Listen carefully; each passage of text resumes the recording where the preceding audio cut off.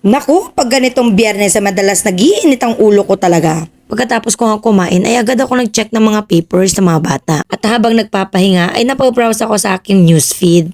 Tumitingin ng mga bagong chika, update, pero meron talaga nagpakulo ng aking dugo. Naku naman, naku, talaga namang nag-post pa.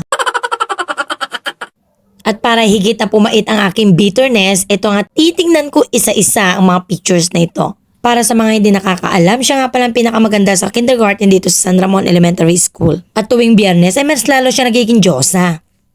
At dahil nandito tayo sa Pilipinas, of course, hindi mawawala ang mga katrabaho mong inggitera or someone who will drag you down.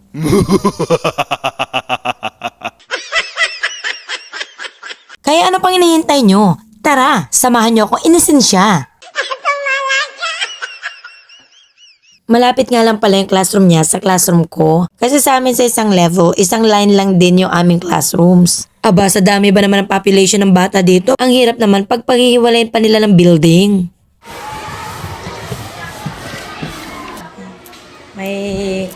May papakita ko sa'yo.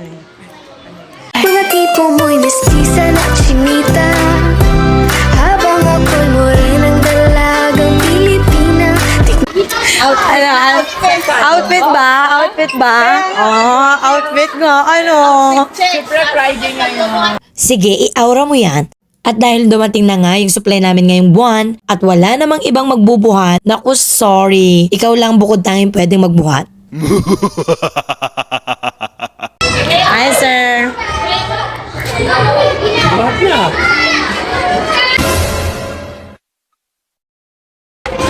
Phenomena.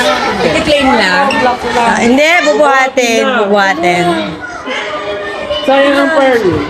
Dala ang pearl lang. Hindi yan sa inyo. 7 kayo, di ba? 14.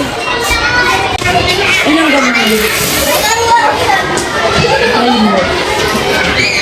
7, nagdadalawa nga. Ayan. Aman din na yan lahat. Itong tatlong ito. Sampo, tasko. Oo, bubuhatin. Sir, ayaw magbuhat.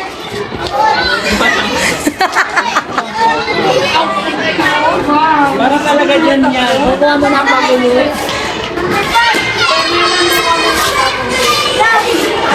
Mukhang successful nga ang aking plano.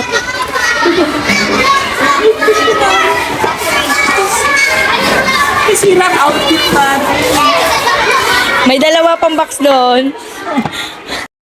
Pero sabi nga, work smarter, not harder, and do not underestimate the teachers, especially in the Philippines.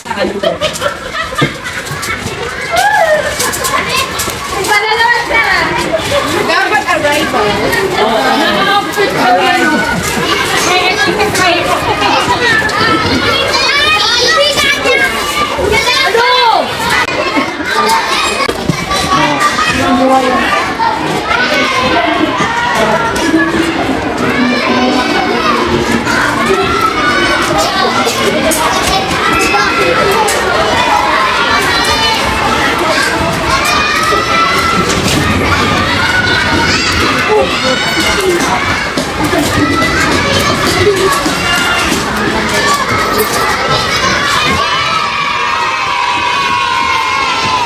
Ayan. Hindi ako napagod masyado.